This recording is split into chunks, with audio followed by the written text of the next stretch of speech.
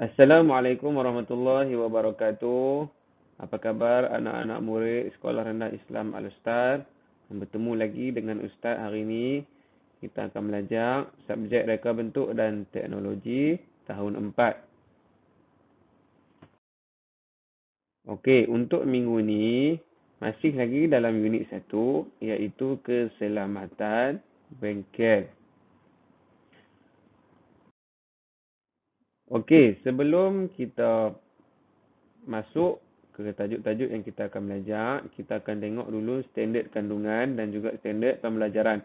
Okay, standard kandungan 1.1 amalan keselamatan, standard pembelajaran 1.1.2 menerangkan maksud simbol dan tanda keselamatan, 1.1.3 mengaplikasikan langkah-langkah yang perlu diambil sekiranya berlaku kemalangan di bengkel. Okey, untuk tajuk yang kita akan belajar pada hari ini, kamu semua boleh rujuk dalam buku teks muka surat 7 hingga muka surat 10. Okey, belajar apa hari ini? Okey, apa yang akan kita belajar sama-sama hari ini? Iaitu ada 4 tajuk. Yang pertama, fahami simbol dan tanda keselamatan. Yang kedua, langkah-langkah apabila berlaku kemalangan ringan. Yang ketiga, tindakan yang perlu dilakukan apabila berlaku kecemasan. Dan yang keempat, cara-cara menggunakan alat pemadam api. Jadi, ada 4 tajuk besar yang kita akan belajar hari ini. Okey, mari kita masuk yang pertama. Fahami simbol dan tanda keselamatan.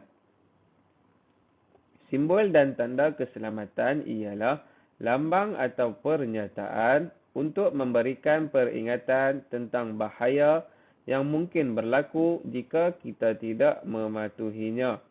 Okey, jadi simbol dan tanda ni adalah satu objek yang menunjukkan kepada kita bahawa ada bahaya yang mungkin berlaku kalau kita tak mematuhinya. Okey. Okey. Di sini Ustaz ada paparkan jadual maksud warna pada simbol dan tanda keselamatan. Okey, di sini ada 5 warna dan ada maksud tersendiri. Okey, kita tengok yang pertama iaitu warna merah bermaksud larangan atau pemadam api. Okey, kamu boleh tengok contoh di belah kanan ni iaitu simbol dilarang merokok bermaksud larangan. Dan juga contoh yang kedua, simbol pemadam api. Okey, seterusnya kita tengok warna kuning. Warna kuning bermaksud perhatian, amaran, waspada dan juga potensi bahaya. Okey, kamu boleh tengok contoh di belah kanan ni. Ini adalah contoh simbol amaran ataupun waspada. Kamu kena berhati-hati, awas lantai licin. Dan contoh yang kedua, iaitu potensi bahaya, iaitu bahan mudah terbakar. Okey, seterusnya kita tengok yang ketiga iaitu warna hijau. Warna hijau bermaksud zon aman ataupun pertolongan pertama. Okey, yang ni laluan keluar semasa kecemasan, maksud pertolongan ataupun zon aman. Dan contoh yang kedua, tempat berkumpul iaitu zon aman. Kawasan berkumpul apabila berlaku kecemasan. Okey, kita tengok yang keempat. Warna yang keempat ialah warna biru, iaitu bermaksud wajib dipatuhi. Okey, contoh yang kita boleh lihat di sini, ini adalah simbol untuk orang kurang upaya. Jadi selalunya kamu akan nampak ni di tempat parking kereta. Bila kamu nampak tanda ni, jadi hanya untuk orang kurang upaya dan juga kamu wajib patuhi. Okey. Seterusnya yang terakhir iaitu warna putih bermaksud informasi umum. Okey, ini adalah contoh simbol informasi umum yang dia nak beritahu jagalah kebersihan. Sentiasa menjaga kebersihan. Okey, seterusnya kita akan masuk tajuk apabila berlaku kemalangan. Okay, jika berlaku kemalangan atau kecederaan di dalam bengkel, kita perlulah merawatnya dengan segera. Ikut langkah rawatan yang betul. Okey, ini apa yang kita akan belajar tadi adalah langkah-langkah yang perlu diambil apabila berlaku kemalangan ringan. Okey. Ini adalah contoh merawat luka ringan, iaitu merawat luka melecur. Okey, mari kita tengok kat sini. Okey, di sini yang pertama ada kata siram kawasan yang melecur di bawah aliran air. Okey, jadi bila ada kawan kamu yang melecur di mana bahagian anggota badan dia, kamu siram kawasan tersebut di bawah aliran air. Okey, seterusnya yang kedua, sapukan krim atau lotion yang sesuai untuk merawat kelecuran. Ini kamu ambil lotion ni selalunya akan ada dekat dalam peti pertolongan cemas. Okay, ambil lotion, sapu dekat bahagian yang melecur tadi, krim yang sesuai. Kemudian yang ketiga, berjumpa dengan pegawai perubatan dengan segera. Kamu kena cepat-cepat jumpa dengan pegawai perubatan.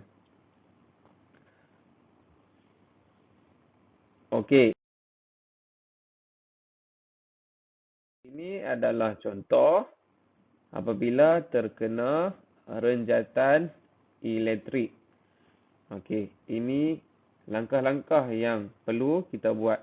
Yang pertama, jangan sentuh mangsa. Okey, mangsa yang terkena renjatan elektrik ni ada elektrik dalam badan dia. Jadi kalau kita pun pegang dia, kita pun akan terkena renjatan elektrik yang sama.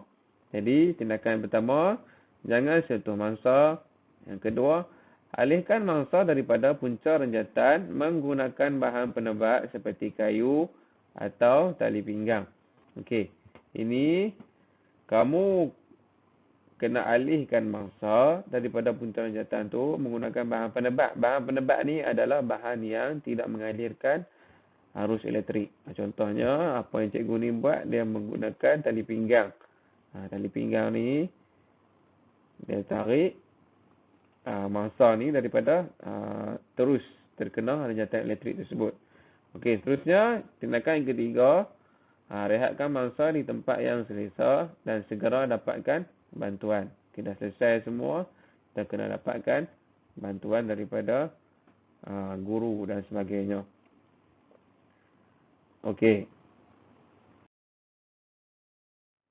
Okey, seterusnya dalam gambar ni, perhatikan contoh pelan laluan kecemasan yang terdapat di dalam bengkel RBT di bawah. Ceritakan tindakan yang perlu dilakukan jika berlaku kecemasan. Okey. Gambar di bawah ni menunjukkan keadaan di dalam bengkel. Okey, di sini dia sebab petunjuk arah laluan keluar dari bengkel. Okey, dia tanya, dia suruh kamu ceritakan tindakan yang perlu dilakukan jika berlaku kecemasan. Apa yang perlu murid-murid buat? Caranya ialah kamu kena ikut arah laluan kecemasan ni apabila berlaku kecemasan. Contohnya, apabila murid tu duduk di sini, di belakang ni, dia kena ikut arah belakang di pintu yang paling dekat dengan dia, mengikut arah petunjuk keluar daripada bengkel ni. Dan juga kalau budak tu duduk di depan, di sini, dia kena ambil di sini dan terus keluar guna pintu yang paling dekat. Kalau di tengah-tengah, dia boleh pilih di mana pintu yang lebih cepat untuk dia keluar. Ini ke depan pun boleh, ke belakang pun boleh. Okey. Seterusnya, bengkel RBT hendaklah mempunyai alat pemadam api dan peti pertolongan cemas.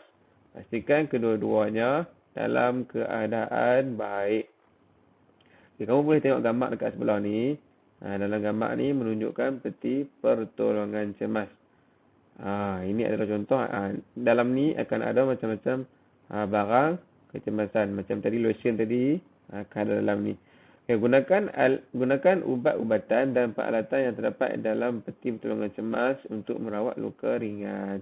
Jadi kamu boleh guna apa-apa yang terdapat dalam ni, ubat-ubatan untuk kamu rawat luka yang ringan. Okey, seterusnya. Okey, untuk Mak seterusnya ni, dia nak ajak kamu macam mana cara nak menggunakan alat pemadam api. Alat pemadam api digunakan untuk memadamkan kebakaran kecil. Okey, untuk kebakaran kecil, kamu boleh guna alat pemadam api. Okey, mari kita lihat langkah-langkahnya. Langkah yang pertama ialah tarik pin picu. Okey, kamu boleh tengok kat sini. Kat sini ada pin picu. Ini kamu kena tarik benda ni. Okey, langkah yang kedua, halalkan muncung ke arah api mengikut arah angin. Jadi kamu ambil ni adalah muncung ni, pegang, halalkan ke arah api mengikut arah angin. Jangan halalkan lawan angin sebab nanti dia tak akan kena punca api ni. Seterusnya yang ketiga, tekan tuas. Kini kamu dah tarik pin picu tadi, dah boleh tekan tuas. Dan langkah yang keempat, layangkan muncung ke kiri dan ke kanan. Ini tujuan dia untuk meratakan semua terkena punca api. Jadi, semua api itu insya-Allah boleh dipadam. Okey, kalau kamu tengok kat sini, di sini ada barcode. Di sini ada barcode dan dia tulis imbas saya. Okey, kalau kamu imbas barcode di sini, dia akan keluar satu video menerangkan dekat kamu macam mana cara nak menggunakan alat pemadam api dengan betul. Jadi, Ustaz ada sediakan dekat sini untuk kita tengok sama-sama. Jom kita tengok video tersebut sama-sama.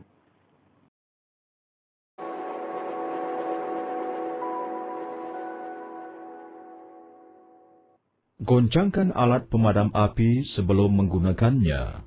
Cabutkan pin keselamatan alat pemadam api dan acukan muncung alat pemadam api ke arah kebakaran. Tekan muncung alat pemadam api dan semburkan tepat ke arah sumber api dengan cara menyapu. Jangan sembur lawan arah angin. Sebaliknya, ikut arah angin. Okey. Selesai dah video tadi. Jadi dia nak tunjuk macam mana cara menggunakan alat pemadam api dengan betul.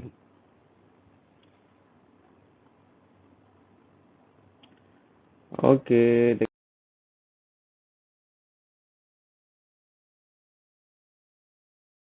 Selesainya video tadi, maka selesailah pembelajaran kita pada hari ini.